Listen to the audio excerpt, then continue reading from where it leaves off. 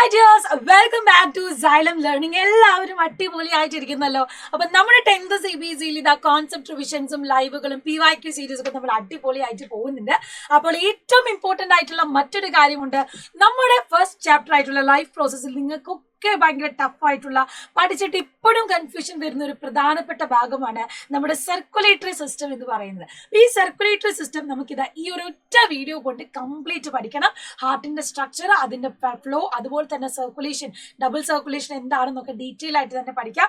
So first of all, എന്താണ് circulatory system? നമ്മൾ കാണുന്നുണ്ട് system that transport various materials from one part of body to other. അല്ലെ, നമ്മുടെ ബോഡിയിൽ ഇപ്പം ഓക്സിജൻ ആയിക്കോട്ടെ, കാർബൺ ഡൈ ഓക്സൈഡ് ആയിക്കോട്ടെ, ഇനിയിപ്പോ ന്യൂട്രിയൻസ് ആയിക്കോട്ടെ, വേസ്റ്റ് മെറ്റീരിയൽസ് ആയിക്കോട്ടെ, ഇത്തരത്തിലുള്ള ഏതൊരു മെറ്റീരിയലിനെയും ട്രാൻസ്പോർട്ട് ചെയ്യുക, ഒരു പാർട്ടിൽ നിന്ന് മറ്റൊരു പാർട്ടിലേക്ക് ട്രാൻസ്പോർട്ട് ചെയ്യുക എന്നുള്ളതാണ് നമ്മുടെ ഈ ഒരു സർക്കുലേറ്ററി സിസ്റ്റം കൊണ്ട് നമ്മൾ ഉദ്ദേശിക്കുന്നത്. അപ്പൊ നമ്മുടെ വീട്ടില് മോട്ടോർ പമ്പ് അടിച്ച് വെള്ളം നമ്മുടെ ടാങ്കിലേക്ക് കയറ്റി അവിടെ നിന്ന് ഓരോ പൈപ്പ് വഴി നമ്മുടെ ഓരോ ബാത്റൂമിലേക്കാണെങ്കിലും ഇനിയിപ്പോ കിച്ചൺ സിങ്കിലേക്കാണെങ്കിലും ഒക്കെ എത്തുന്നുണ്ട്.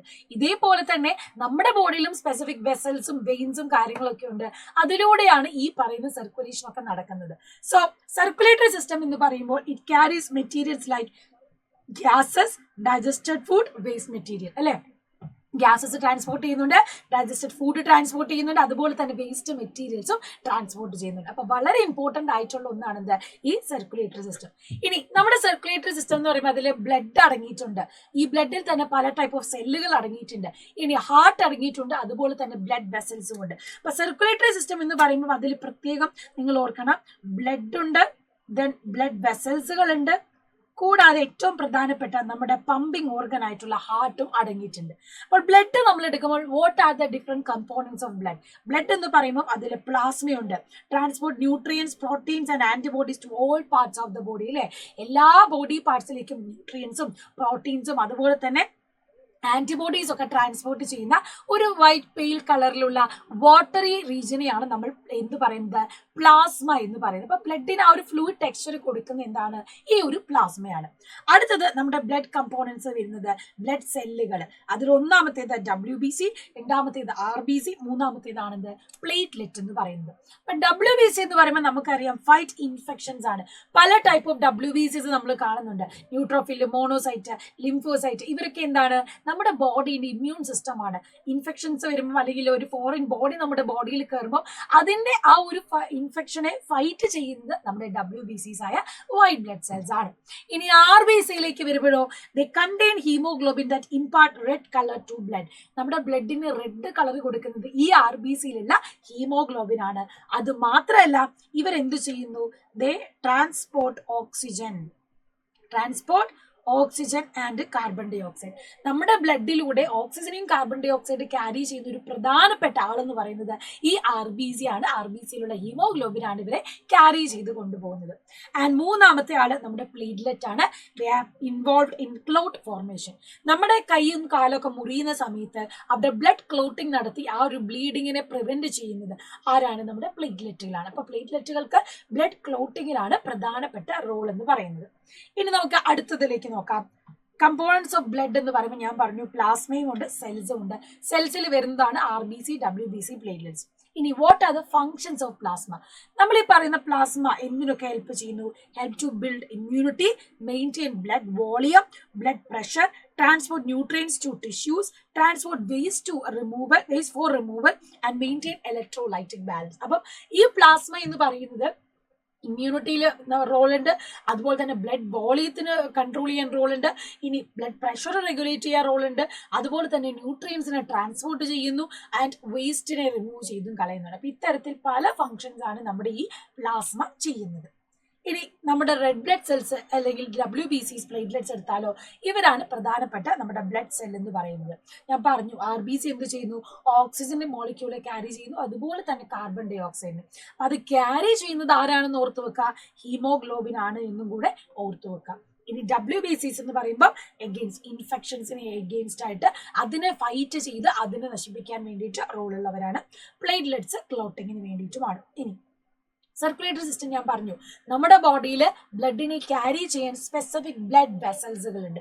ഈ കുഴലുകളിലൂടെ വെസൽസിലൂടെയാണ് നമ്മുടെ ബ്ലഡ് എന്ത് ചെയ്യുന്നത്, ട്രാൻസ്പോർട്ട് ചെയ്യപ്പെടുന്നത്. സോ അതിന് വേണ്ടിയിട്ട് 3 ടൈപ്പ് ഓഫ് ബ്ലഡ് വെസൽസ് നമുക്ക് പഠിക്കാനുണ്ട്. One is arteries, veins, capillaries. Arteries ഉണ്ട്, വെയിൻസ് ഉണ്ട്, കാപ്പിലറീസ് ഉണ്ട്. ഈ 3 പേർക്കും പ്രത്യേകതകളുണ്ട്. എന്താണ് നമുക്ക് നോക്കാം. ഒന്നാമത്തേത് നമ്മുടെ ആർട്ടറീസ് ആണ്. Arteries carries blood away from heart, അല്ലെ? നമ്മുടെ ബോഡി ഹാർട്ടിൽ നിന്ന് ഓക്സിജനേറ്റഡ് ബ്ലഡിനെ ക്യാരി ചെയ്യുന്ന, ഹാർട്ടിൽ നിന്ന് ബ്ലഡിനെ കൊണ്ടുപോകുന്ന ആളാണ് ആർട്ടറീസ് എന്ന് പറയുന്നത്. Carry oxygenated blood, oxygen rich ആയ ബ്ലഡ് ക്യാരി ചെയ്യുന്നതും നമ്മുടെ ആർട്ടറീസ് ആണ്. ഇനി മൂന്നാമത്തേതോ ഹാവ് തിക്ക് വാൾസ്, നല്ല കട്ടിയുള്ള തിക്കൻഡ് വാൾസ് ആണ് നമ്മുടെ ആർട്ടറീസിനുള്ളത്. പിന്നെയോ carry blood away from heart, അല്ലെ? ഹാർട്ടിൽ നിന്ന് ബ്ലഡിനെ ക്യാരി ചെയ്ത് കൊണ്ടുപോകുന്നതും ആരാണ്, നമ്മുടെ ആർട്ടറീസ് ആണ്. ദെൻ വാൽവ്സ് ആർ അബ്സെന്റ്, എവിടില്ല, ആർട്ടറീസിന്റെ നടുക്കായിട്ട് നമുക്ക് വാൽവുകൾ കാണാൻ പറ്റത്തില്ല. So they carry blood away from heart, then mostly carry oxygenated blood. അതുപോലെ തന്നെ നല്ല തിക്ക് വാൾസ് നമുക്ക് കാണാൻ പറ്റും, carry blood away from heart. And also ഞാൻ പറഞ്ഞു എന്താണ്, വാൽവുകൾ ഇവിടെ കാണാൻ പറ്റത്തില്ല. ഇനി നമ്മൾ വെയിൻസിലേക്ക് വരുമ്പോഴോ, വെയിൻസ് എന്ത് ചെയ്യുന്നു, they carry blood to heart, അല്ലെ? ഹാർട്ടിലേക്ക് ബ്ലഡ് കൊണ്ടെത്തിക്കുന്നു. അതായത് ഡീഓക്സിജനേറ്റഡ് ബ്ലഡ്, ബ്ലൂ കളർ കാണുമ്പോൾ തന്നെ ഓർത്തോളാം, ഇവിടെ ഡീഓക്സിജനേറ്റഡ് ബ്ലഡ് ഹാർട്ടിലേക്ക് കൊണ്ടുവരുന്നതാണ് ഓക്സിജനേറ്റ് ആക്കാൻ വേണ്ടിയിട്ട്. അവരാണ് വെയിൻസ് എന്ന് പറയുന്നത്. Have thinner walls, carry blood to heart and valve are present to prevent back flow of the blood. ഇവരുടെ ഇടയിൽ ഈ പറയുന്ന ഒരു വാൽവ് നമുക്ക് കാണും. ഒന്നാമത്തെ ഇവർ ഡീഓക്സിജനേറ്റഡ് ബ്ലഡ് ആണ്, അതുകൊണ്ട് തന്നെ ബാക്ക് ഫ്ലോ ഒരിക്കലും നടക്കാതിരിക്കാൻ വേണ്ടിയിട്ടാണ് ഇവിടെ എന്തുള്ളത്, വാൽവുകൾ നമുക്ക് കാണാൻ പറ്റുന്നത്. മൂന്നാമത്തേതാണ് കാപ്പിലറീസ് എന്ന് പറയുന്നത്. carries blood to tissues, have extremely thin walls, exchange of molecule. നമ്മൾ ആർട്ടറീസിനെയും വെയിൻസിനെയും തമ്മിൽ കണക്ട് ചെയ്യുന്ന ഒരു വിഭാഗമാണ് കാപ്പിലറീസ്. കാരണം സെല്ലിലേക്ക് പോകുന്ന വളരെ മൈന്യൂട്ട് ആയിട്ടുള്ള വളരെ തിൻ വാൾസ് ഉള്ള ആൾക്കാരാണ് കാപ്പിലറീസ് എന്ന് പറയുന്നത്. അപ്പൊ ഇവരാണ് എന്ത് ചെയ്യുന്നത്, ടിഷ്യൂസിലേക്ക് ബ്ലഡിനെ എത്തിക്കുന്ന ആൾക്കാർ. ഓക്കെ, അപ്പം നമ്മുടെ ആർട്ടറീസ് പറഞ്ഞു, കാപ്പിലറീസ്, വെയിൻസ് തമ്മിൽ ജോയിൻ ചെയ്യുന്ന ആർട്ടറീസ് ഉണ്ട്, വെയിൻസും കാപ്പിലറീസ് ജോയിൻ ചെയ്യുന്ന വെന്യൂൾസുകൾ ഉണ്ട്. ഇത് രണ്ടും തമ്മിലുള്ള വ്യത്യാസം നിങ്ങൾ പഠിച്ചു വെക്കണം. ആർട്ടറി എന്ന് പറയുമ്പോൾ ഹൈ ബ്ലഡ് പ്രഷർ ഉണ്ടാകും, കാരണം ഓക്സിജനേറ്റഡ് ബ്ലഡ് അയോട്ട വഴി കൊണ്ടുപോകുന്നതാണ്. തിക്ക് വാൾസ് ആണ്, വാൽവുകളില്ല, ഓക്സിജനേറ്റഡ് ബ്ലഡ് ക്യാരി ചെയ്യുന്നു. അതേസമയം വെയിൻസോ അവിടെ ലോവർ ബ്ലഡ് പ്രഷർ ആണ്, തിൻ വാൾ ആണുള്ളത്, വാൽവുകൾ പ്രസന്റ് ആണ്, മോസ്റ്റ്ലി ക്യാരി ഡീഓക്സിജനേറ്റഡ് ബ്ലഡ്. അപ്പൊ ഇവർ തമ്മിൽ ഡിഫറൻഷിയേറ്റ് ചെയ്യാൻ ചോദിക്കാൻ വരാം. അപ്പൊ ഇത് രണ്ടും പഠിച്ചു വെക്കാം. Then components of cardiovascular system. എന്തൊക്കെയാണ് കാർഡിയോവാസ്കുലർ സിസ്റ്റത്തിന്റെ ഫംഗ്ഷൻ എന്ന് പറയുന്നത്? It pumps blood throughout the body, അല്ലെ? നമ്മുടെ ബോഡീനെ ത്രൂല് കംപ്ലീറ്റ് ആയിട്ട്, നമ്മുടെ ബോഡിയിലെ കംപ്ലീറ്റ് ആയിട്ട് എന്ത് ചെയ്യുന്നു, ഈ ഒരു കമ്പോണൻസിനെ, ഈ ഒരു എന്തൊക്കെ കാര്യങ്ങൾ ഇവിടെ കൺവേർട്ട് ചെയ്യുന്നു, അല്ലെങ്കിൽ എങ്ങനെയൊക്കെ ഈ പറയുന്ന ബ്ലഡ് ട്രാൻസ്പോർട്ട് ചെയ്യുന്നു, അതാണ് നമ്മൾ ഇനി നോക്കാൻ പോകുന്നത്. ഹാർട്ടാണ് നമ്മുടെ പമ്പിങ് ഓർഗൻ എന്ന് നമുക്കറിയാം. അവിടെ നിന്ന് ബ്ലഡ് എങ്ങനെയൊക്കെ പോകുന്നു, ഏതൊക്കെ വഴി പോകുന്നു എന്ന് നമുക്ക് നോക്കാം. So heart the pumping organ, അല്ലെ? നമ്മുടെ ഹാർട്ടാണ് ഈ ബ്ലഡിനെ പമ്പ് ചെയ്യുന്നതും അതിനനുസരിച്ച് ഓക്സിജനേറ്റഡ് ആക്കി മാറ്റുന്നത്, നമ്മുടെ ബോഡിയിലെ എല്ലാ ഭാഗത്തേക്കും കൊണ്ടുപോകുന്നത്. അതുപോലെ തന്നെ ബോഡിയിൽ നിന്നുള്ള ഡിയോക്സിനേറ്റഡ് ബ്ലഡ് ക്യാരി ചെയ്ത് ഹാർട്ടാണ് അതിനെ റിസീവ് ചെയ്ത് വീണ്ടും ഓക്സിജനേറ്റഡ് ആക്കാൻ കൊണ്ടുപോകുന്നത്. അപ്പൊ ഇതിങ്ങനെ സൈക്ലിക് ആയിട്ട് നടക്കുകയാണ്. So heart is enclosed by a tissue membrane called pericardium. ഒരു പ്രൊട്ടക്റ്റീവ് ലെയർ പെരികാർഡിയത്തിന്റെ ഉള്ളിലാണ് നമ്മുടെ ഹാർട്ട് ഉള്ളത്. ആൻഡ് ഹാർട്ട് എന്ന് പറയുമ്പോൾ ഈ ഒരു സ്ട്രക്ചർ നിങ്ങൾ സിമ്പിൾ ആയിട്ട് ഓർത്ത് വെക്കേണ്ടതാണ്. പഠിക്കാൻ എളുപ്പത്തിന് മിസ് പറഞ്ഞു തരാം. നമ്മുടെ ഹാർട്ട് എന്ന് പറയുന്നത് എത്ര ചാമ്പേർഡ് ആണ്? 4 ചാമ്പേർഡ് ആണ്. ഓക്കെ, 4 ചാമ്പേർഡ് ഹാർട്ടാണ് നമുക്കുള്ളത്. ഓക്കെ, സോ ഇത് 1 2 3 4 ഇതാണ് 4 ചാമ്പേർഡ് അല്ല 4 ചാമ്പേർഡ് ഹാർട്ട്. ആൻഡ് ഇവിടെ നിങ്ങൾ മനസ്സിലാക്കേണ്ട മറ്റൊരു കാര്യം, ഇത് നമ്മുടെ റൈറ്റ് ഏട്രിയം ആൻഡ് ഇത് നമ്മുടെ ലെഫ്റ്റ് ഏട്രിയം. ഇത് റൈറ്റ് വെൻട്രിക്കിൾ, ഇത് ലെഫ്റ്റ് വെൻട്രിക്കിൾ. ക്ലിയർ ആയോ? ഇതാണ് നമ്മുടെ 4 ചാമ്പേഴ്സ് എന്ന് പറയുന്നത്. ഇനി ഈ മേലത്തെ അപ്പർ പാർട്ടിലുള്ളതാണ് ഏട്രിയം, ലോവർ പാർട്ടിലുള്ളതാണ് വെൻട്രിക്കിൾ എന്ന് പറയുന്നത്. ഇനി ഈ ഭാഗത്ത് എന്ന് പറയുമ്പോൾ 4 ചാമ്പേഴ്സ് ഉണ്ടെന്ന് നമ്മൾ പറഞ്ഞു. അപ്പൊ 4 ചാമ്പേഴ്സ് നിങ്ങൾക്ക് ക്ലിയർ ആയല്ലോ. ഇനി മറ്റൊരു കാര്യം നിങ്ങൾ ശ്രദ്ധിക്കേണ്ട കാര്യം, ഡീഓക്സിജനേറ്റഡ് ബ്ലഡ്, അതായത് കാർബൺ ഡൈ ഓക്സൈഡ് നിറഞ്ഞ ബ്ലഡ് ആദ്യം എത്തുന്നത് റൈറ്റ് ഏട്രിയത്തിലേക്കാണ്. അവിടെ നിന്ന് പിന്നെ എങ്ങോട്ടേക്ക് പോകുന്നു? നമ്മുടെ റൈറ്റ് വെൻട്രിക്കിളിലേക്ക് പോകുന്നു. ഇവിടെ നിന്ന് ഒരു വാൽവ് പോകുന്നുണ്ട്. ആ വാൽവ് എന്ന് പറയുന്നത് പൾമണറി ആർട്ടറിയാണ്. പൾമണറി ആർട്ടറിയാണ്. ഇതുവഴിയാണ് എങ്ങോട്ടേക്ക് പോകുന്നത്? നമ്മുടെ ലങ്സിലേക്ക് പോകുന്നത്. ക്ലിയർ? ലങ്സിലേക്ക് പോകുന്നത്. അപ്പൊ ഇവിടേക്ക് പോയത് എന്താണ്? Carbon dioxide rich blood ആണ്, ഡീഓക്സിജനേറ്റഡ് ബ്ലഡ് ആണ്. അങ്ങനെ അത് ലങ്സിലെത്തി. ലങ്സിൽ നിന്ന് ഓക്സിജനേറ്റഡ് ബ്ലഡ് സ്വീകരിക്കുന്നു. ആ ഓക്സിജനേറ്റഡ് ബ്ലഡ് നേരെ വരുന്നത് നമ്മുടെ ലെഫ്റ്റ് ഏട്രിയത്തിലേക്കാണ്. അത് കൊണ്ടുവരുന്നത് പൾമണറി വെയിൻ ആണ്. ഇവിടെ ആർട്ടറിയും വെയിനും തമ്മിൽ ഡിഫറൻസ് ഉണ്ട്. കാരണം ഈ ഒരു പൾമണറി ആർട്ടറിന്റെ വെയിന്റെ കേസിൽ ആർട്ടറി കൊണ്ടുപോകുന്നത് ഡീഓക്സിജനേറ്റഡ് ബ്ലഡും വെയിൻ കൊണ്ടുപോകുന്നത് ഓക്സിജനേറ്റഡ് ബ്ലഡുമാണ്. അത് തമ്മിലുള്ള ഡിഫറൻസ് നിങ്ങൾ ഓർക്കാം. ഇനി പൾമണറി വെയിനിൽ നിന്ന് നേരെ എവിടെ എത്തുന്നു? ലെഫ്റ്റ് ഏട്രിയത്തിലേക്ക് എത്തുന്നു. അവിടെ നിന്ന് ലെഫ്റ്റ് വെൻട്രിക്കിളിലേക്ക് എത്തുന്നു. ഇവിടെ നിന്ന് പിന്നെ നേരെ പോകുന്നത് അയോട്ടയിലേക്കാണ്. ഓക്സിജനേറ്റഡ് ബ്ലഡ് പോകുന്നത് അയോട്ടയിലേക്കാണ്. സോ ഇവിടെ ഇത്രയും കാര്യങ്ങൾ നിങ്ങൾ മനസ്സിലാക്കി വെക്കാം. ഇത് ഈ പറയുന്ന superior vena cava and inferior vena cava ഉണ്ട്. സുപ്പീരിയർ വീനക്കാവയാണ് നമ്മുടെ ചെസ്റ്റിന്റെ മേൽഭാഗത്ത് നിന്നുള്ള ബ്ലഡ് കൊണ്ടുപോകുന്നത്. ഇൻഫീരിയർ വീനക്കാവ താഴ്ഭാഗത്തു നിന്നുള്ള കാർബൺ ഡൈ ഓക്സൈഡ് വെച്ച് ബ്ലഡ് കൊണ്ടുപോകും. ഈ ഡിയോക്സിജൻ ബ്ലഡ് ഇത് കണ്ട ബ്ലൂ വാൽവുകൾ മിസ് വരച്ചത്, അതാണ് കാർബൺ ഡൈ ഓക്സൈഡിൽ ഉള്ള ബ്ലഡ് കൊണ്ടുപോകുന്നത്. റെഡ് കളറിൽ മിസ് നോട്ട് ചെയ്ത് വെക്കുന്നതാണ് ഓക്സിജനേറ്റഡ് ബ്ലഡ്. അപ്പൊ ഡിയോക്സൈഡ് ബ്ലഡ് ഈ സുപ്പീരിയർ ആൻഡ് ഇൻഫീരിയർ വേനക്കാവ വഴി റൈറ്റ് ഏട്രിയത്തിലേക്ക് എത്തുന്നു. അവിടുന്ന് റൈറ്റ് വെൻട്രിക്കിളിലേക്ക് എത്തുന്നു. ഇവിടുന്ന് പിന്നെ പൾമണറി ആർട്ടറി വഴി ലങ്സിൽ പോകുന്നു. അവിടുന്ന് ഓക്സിജനേറ്റഡ് ആയിട്ടുള്ള ബ്ലഡ് പൾമണറി വെയിൻ വഴി നമ്മുടെ ലെഫ്റ്റ് ഏട്രിയത്തിലേക്ക് എത്തുന്നു. അവിടെ നിന്ന് ലെഫ്റ്റ് വെൻട്രിക്കിളിലേക്ക് എത്തുന്നു. ആൻഡ് ഇവിടുന്ന് നേരെ അയോട്ടയിലേക്ക് എത്തുന്നു. ഈ രീതിയിലാണ് ബ്ലഡ് ഫ്ലോ ഇങ്ങനെ സർക്കുലേറ്റ് ചെയ്യുന്നത്. ഇനി ഇവിടെ നിങ്ങൾ പഠിക്കേണ്ട ഒന്നാമത്തെ കാര്യം, ഞാൻ ഭാഗങ്ങൾ പറഞ്ഞു തന്നല്ലോ. Superior vena cava, inferior vena cava, right atrium, right ventricle, ഇതാണ് അയോട്ട ആൻഡ് ഇതാണ് pulmonary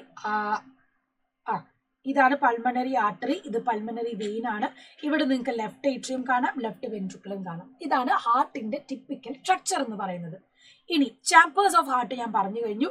right atrium, right ventricle, right atrium, right ventricle ആണ്. Right atrium, right ventricle, left atrium, left ventricle. അതാണ് ഇവിടെ നിങ്ങൾക്ക് 4 ചാമ്പേഴ്സ് കാണാവുന്നത്. അപ്പൊ ഞാൻ പറഞ്ഞു റൈറ്റ് ഏട്രിയം ഡീഓക്സിജനേറ്റഡ് ബ്ലഡ് കൊണ്ടുപോകുന്നു, ലെഫ്റ്റ് ഏട്രിയം ഡീഓക്സിജനേറ്റഡ് ബ്ലഡ് ലങ്സിലേക്ക് കൊണ്ടുപോകുന്നു. അവിടെ നിന്ന് തിരിച്ചു കൊണ്ടുവരുന്നതാണ് എന്ത്? Left atrium. ഓക്സിജനേറ്റഡ് ബ്ലഡ് ലങ്സിൽ നിന്ന് കൊണ്ടുവരുന്നു ലെഫ്റ്റ് വെൻട്രിക്കിളിലേക്ക്. Left ventricle oxygenated blood left ഏട്രിയത്തിൽ നിന്ന് ബോഡി പാർട്സിലേക്ക്, അതായത് ത്രൂ അയോട്ടയിലേക്ക് കൊടുക്കുന്നു.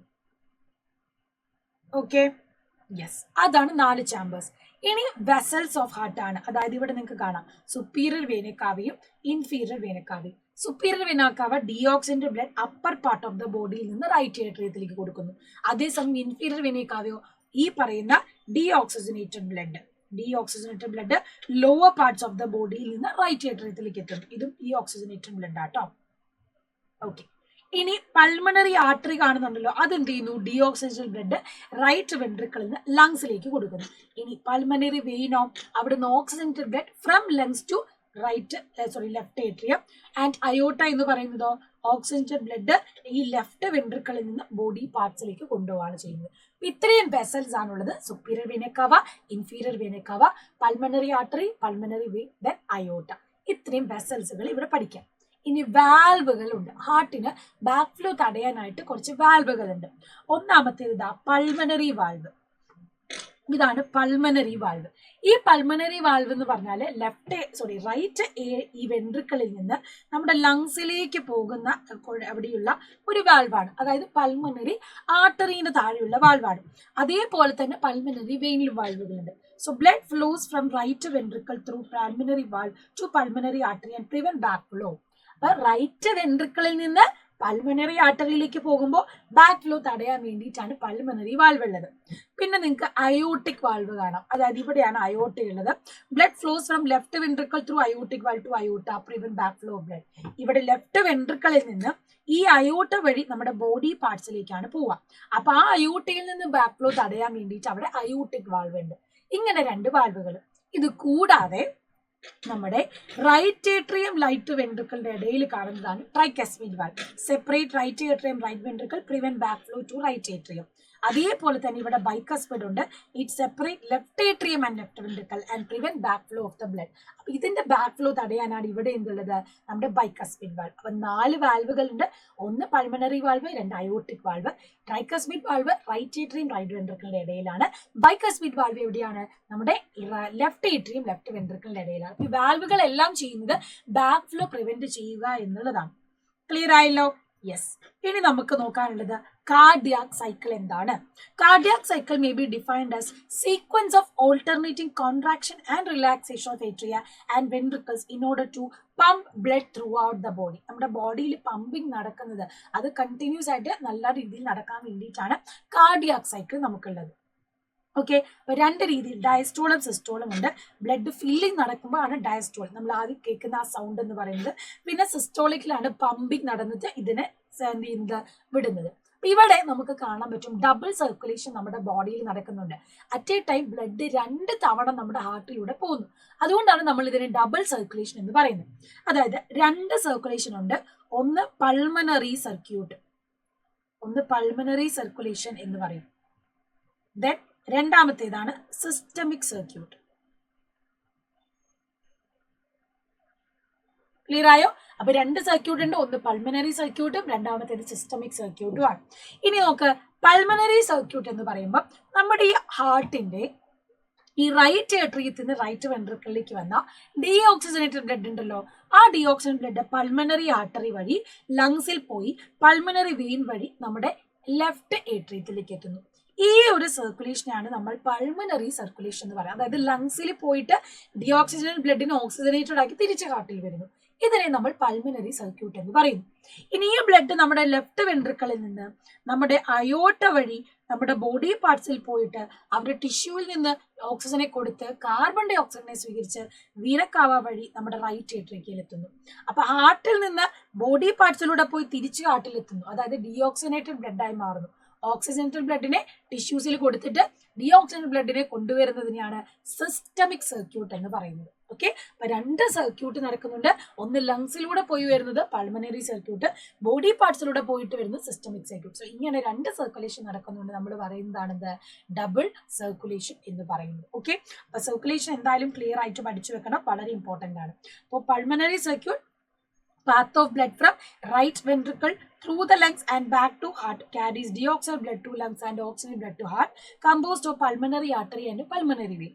In systemic circuit എന്ന് പറഞ്ഞാൽ path of blood from left ventricle to rest of body through aorta. ഇവിടെ ഓക്സിജനേറ്റഡ് ബ്ലഡ് എന്ത് ചെയ്യുന്നു, ഓൾ ബോഡി പാർട്സിലേക്ക് പോകുന്നു. ഡിയോക്സിജനേറ്റഡ് ബ്ലഡ് ഹാർട്ടിലേക്ക് കൊണ്ടുവരുന്നു. Composed of vena cava, aorta, small blood vessel. അപ്പൊ ഈ 2 സർക്യൂട്ട് ക്ലിയർ ആയിട്ടുണ്ടല്ലോ. അപ്പൊ ഇവിടെ ഏറ്റവും ഇമ്പോർട്ടന്റ് ആണ് ഹാർട്ടിന്റെ സ്ട്രക്ചർ, അവിടുത്തെ ചേമ്പേഴ്സ്, വാൽവുകൾ, വെസൽസുകൾ, പിന്നെ ഈ ഒരു ഡബിൾ സർക്കുലേഷൻ എന്നുള്ള കാര്യം. ഇതേപോലെ തന്നെ ഇമ്പോർട്ടന്റ് ആണ് ബ്ലഡിന്റെ കമ്പോണൻസും കാര്യങ്ങളും. ഇത്രയും കാര്യങ്ങൾ ക്ലിയർ ആയി. ഈ കോൺസെപ്റ്റ് പക്കാ ക്ലിയർ ആയിട്ടെങ്കിൽ കമന്റ് ബോക്സിൽ നിങ്ങളുടെ ഫീഡ്ബാക്ക് അറിയിക്കാൻ മറക്കരുത്. ഇതിന്റെ ക്ലാസ് ഇഷ്ടമാണെങ്കിൽ അതും ഡബിൾ തംസ് അപ്പ് നിങ്ങൾ ചാറ്റ് ബോക്സിൽ ഇടാൻ മറക്കരുത്. ആൻഡ് മറ്റൊരു ക്വസ്റ്റ്യൻ നിങ്ങൾക്ക് ആൻസർ ചെയ്യാൻ വേണ്ടിയിട്ട് മിസ് തരികയാണ്. നമ്മുടെ പൾമണറി സർക്യൂട്ടും സിസ്റ്റമിക് സർക്യൂട്ടും ഉണ്ട്. പൾമണറി സർക്യൂട്ടിൽ ഇൻവോൾവ് ആയിട്ടുള്ള ബ്ലഡ് വെസൽസുകൾ ഏതൊക്കെയാണ് എന്നുള്ളത് കമന്റ് ബോക്സിൽ കമന്റ് ചെയ്യും. Okay, pulmonary circuit, which are the blood vessels that are involved in pulmonary circuit. Okay, comment below the answer. So see you soon in the next class, makle. Bye bye and bye bye.